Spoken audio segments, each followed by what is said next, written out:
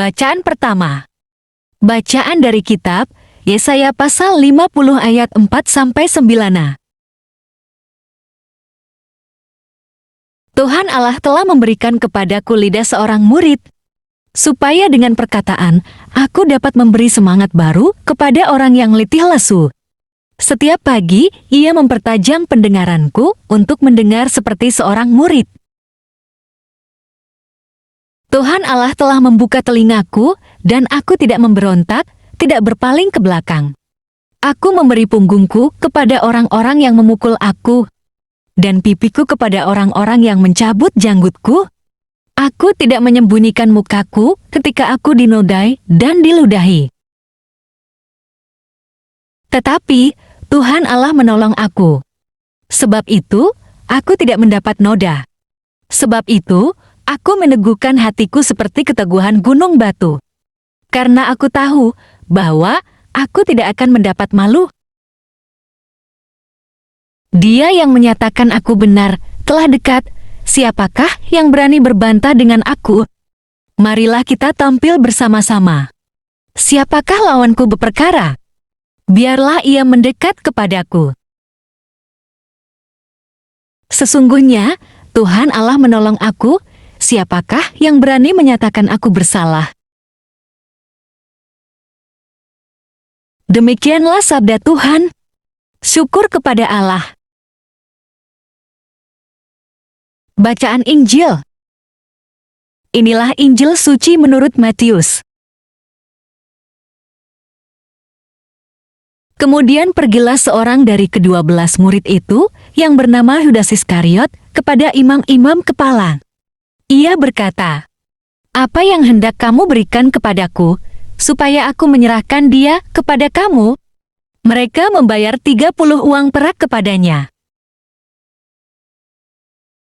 Dan mulai saat itu, ia mencari kesempatan yang baik untuk menyerahkan Yesus. Pada hari pertama dari hari raya roti tidak beragi, datanglah murid-murid Yesus kepadanya dan berkata, "Di mana engkau kehendaki kami mempersiapkan perjamuan Paskah bagimu?" Jawab Yesus, "Pergilah ke kota kepada si Amu dan katakan kepadanya, 'Pesan guru, waktuku hampir tiba, di dalam rumahmu lah, aku mau merayakan Paskah bersama-sama dengan murid-muridku.'" Lalu murid-muridnya melakukan seperti yang ditugaskan Yesus kepada mereka dan mempersiapkan Paskah. Setelah hari malam, Yesus duduk makan bersama-sama dengan ke-12 murid itu. Dan ketika mereka sedang makan, ia berkata, "Aku berkata kepadamu, sesungguhnya seorang di antara kamu akan menyerahkan aku." Dan dengan hati yang sangat sedih, berkatalah mereka seorang demi seorang kepadanya, "Bukan aku, ya Tuhan." Ia menjawab, "Dia yang bersama-sama dengan aku mencelupkan tangannya ke dalam pinggan ini, dialah yang akan menyerahkan aku.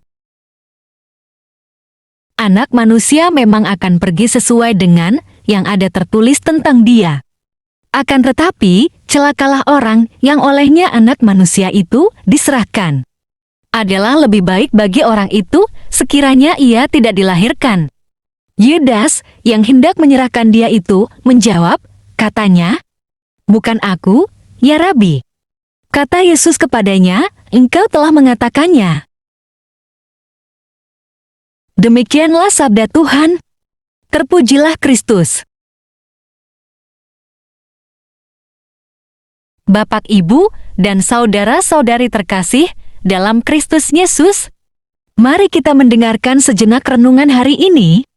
Bacaan Injil Matius hari ini, Yudas Iskariot mengkhianati Yesus.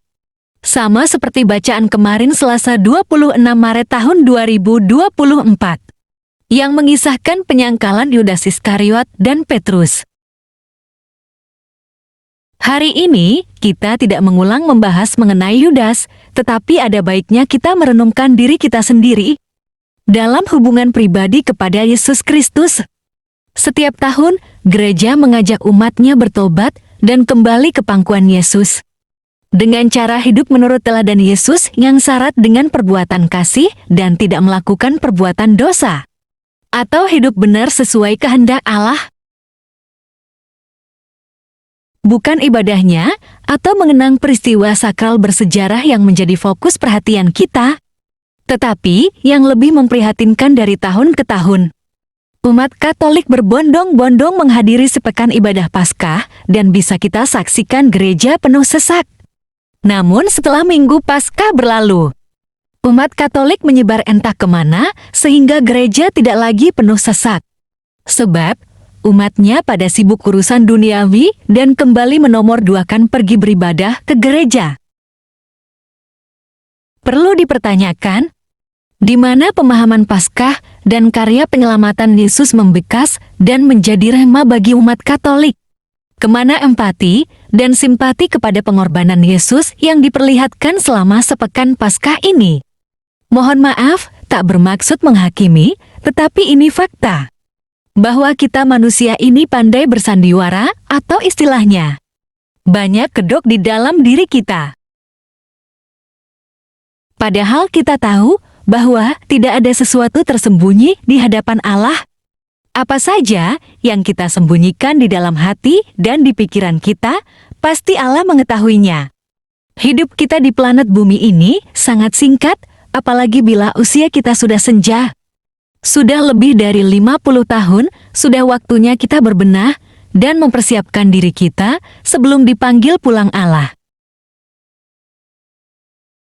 Ingatlah, bagaimana Yesus sudah mengorbankan diri untuk kita, dan jangan dicuekin, anggap sepele. Masa setiap sepekan Paskah, rajin ke gereja, dan rajin puasa, dan hidup rohani diperbaiki. Lalu kemana 11 bulan berikutnya, sikap hidup kita semaunya saja, dan mengacuhkan gereja. Dan terbenam dalam keduniawian, dan rohani kita suam-suam kuku. Bapak, Ibu, dan saudara-saudari terkasih, mari kita baca Wahyu pasal 3 ayat 15 dan 16. Aku tahu segala pekerjaanmu. Engkau tidak dingin dan tidak panas. Alangkah baiknya jika engkau dingin atau panas. Jadi karena engkau suam-suam kuku dan tidak dingin atau panas, aku akan memuntahkan engkau dari mulutku. Bapak Ibu terkasih, bila diri sendiri sudah merasa tenang dan damai sejahtera, coba miliki kepedulian terhadap sesama kita. Sikap acuh tak acuh dihilangkan. Itu sebabnya Wahyu pasal 3 ayat 15 dan 16 berkata, tidak panas tidak dingin, itu artinya masa bodoh dengan orang lain di mana iman kita statis, tidak bertumbuh, bahkan cenderung lemah imannya. Setiap Paskah, pasti kita terharu karena diingatkan kembali bagaimana Yesus disiksa dan mati di kayu salib. Inilah derita Yesus yang seharusnya tidak boleh kita lupakan supaya kita sadar diri kita ini ditebus oleh darah Yesus. Jangan sampai kita menjadi Yudas-Yudas.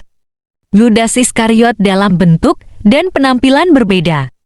Namun intinya tetap saja mengkhianati Yesus. Bapak, Ibu, dan saudara-saudari terkasih dalam Kristus Yesus. Sebaliknya, kita cepat sadar dan kembali kepada Yesus, memperbaiki kelakuan dan banyak berbuat kebaikan yang dilandasi sifat rendah hati, ketulusan hati, dan murah hati yang penuh melas asih, kasih yang sesungguhnya. Salam kasih, Tuhan Yesus memberkati.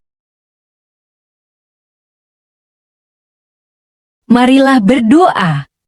Allah Bapa yang berbelas kasih, sabda-Mu adalah kehidupan kekal, daya hidup, dan perutusan kami. Naungilah kami dengan Roh Kudus, agar kami dapat melaksanakan misi Putra-Mu, menyampaikan kabar baik kepada sesama yang miskin dan berkekurangan.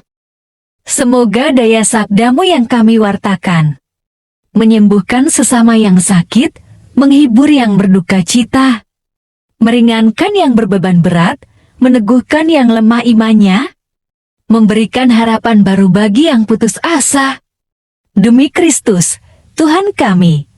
Amin. Dalam nama Bapa dan Putra dan Roh Kudus. Amin.